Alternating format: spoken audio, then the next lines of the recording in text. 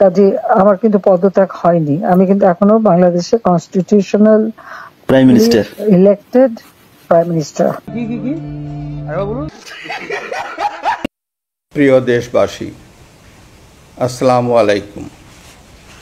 আপনারা জানেন প্রধানমন্ত্রী শেখ হাসিনা রাষ্ট্রপতির কাছে পদত্যাগপত্র জমা দিয়েছেন এবং আমি তা গ্রহণ করেছি। তাছাড়া আমি তো পদত্যাগ করি নাই।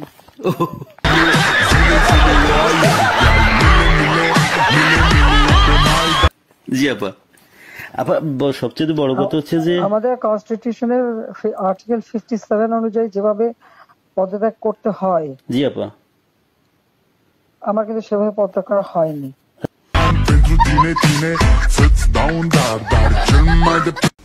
প্রধানমন্ত্রীর পদত্যাগ ও বৈষম্য বিরোধী ছাত্র আন্দোলনে সৃষ্ট পরিস্থিতিতে বঙ্গভবনে 3 বাহিনীর প্রধান এবং বিভিন্ন রাজনৈতিক দলের নেতৃবৃন্দ, সুশীল সমাজের প্রতিনিধি ও বৈষম্য বিরোধী ছাত্র আন্দোলনের কয়েকজন সমন্বয়কদের সাথে আলোচনা হয়। আমি দেখলাম যে এখন যদি ফায়ার ওপেন করে আমার এখানে সিকিউরিটি, তাহলে শত শত লোকের লাশ পড়বে। জি আপা, জি, লাশ ফেলে আমি ক্ষমতা থাকতে চাই না।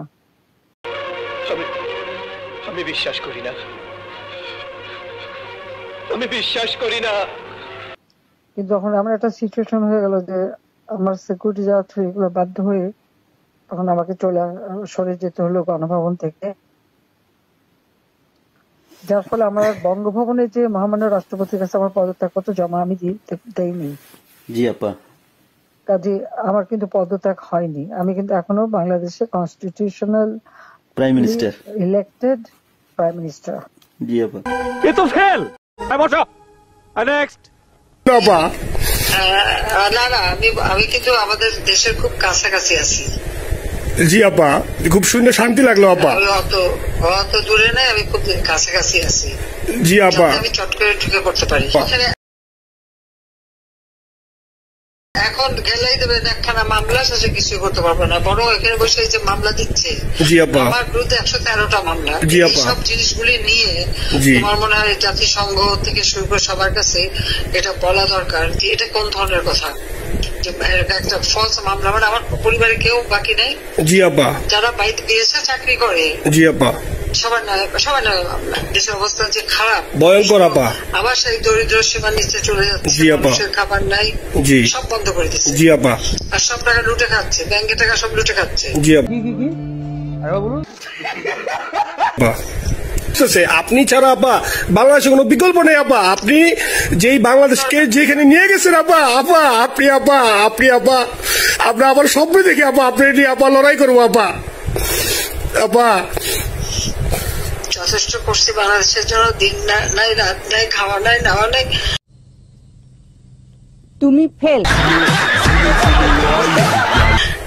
দিন রাত জি আপা, আপনি যে পরিশ্রম আপা করছেন আপা, উঠাইছিলাম বাংলাদেশের সম্মান সব ধুলাই মিশাই দিচ্ছে আপা। কষ্ট লাগে আপা, যারা মনে করেন অতি উৎসাহী আপা, ওরা নিলে বুঝে নাই বা ওরা জামাত শিবির আপা, ওরা বঙ্গবন্ধুর স্ট্যাচু নিয়ে আপা ওইখানে এই বঙ্গবন্ধুর স্ট্যাচু অপমাননা করছে আপা। কিন্তু আরবি আপা আপনার পালিত আপা, ওরা আপনি আপা এই কাজটা করলে আপা, এর চেয়ে কষ্ট কোথায় আছে আপা? জেনারেল ওয়াকারুজ্জামানকে স্থিতির মুখোমুখি হতে হয় সেনাপ্রধান ওয়াকারুজ্জামানকে।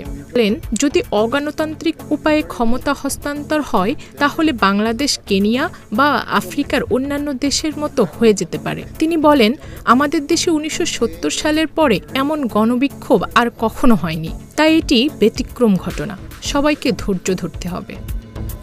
জেরে শেষমেশ শেখ হাসিনাকে ক্ষমতা থেকে সরানোর সিদ্ধান্ত নিতে হয় তাকে। 3 দিন পর প্রধানমন্ত্রীর পদ ছেড়ে দেশ ত্যাগে বাধ্য হন শেখ হাসিনা। সেনাপ্রধান শুধু বলেন আমিন। এর ন্যায্য বিচার হওয়ার উপর গুরুত্ব দিলে তাতে একমত হন সেনাবাহিনীর প্রধান জেনারেল ওয়াকারুজ্জামান। পরিস্থিতি সামাল দিতে ব্যর্থ হয় সরকার। ছাত্র জনতার গণ অভ্যুত্থানের মুখে গত 5 আগস্ট প্রধানমন্ত্রীর পদ ছেড়ে ভারত চলে যান সাবেক প্রধানমন্ত্রী শেখ হাসিনা।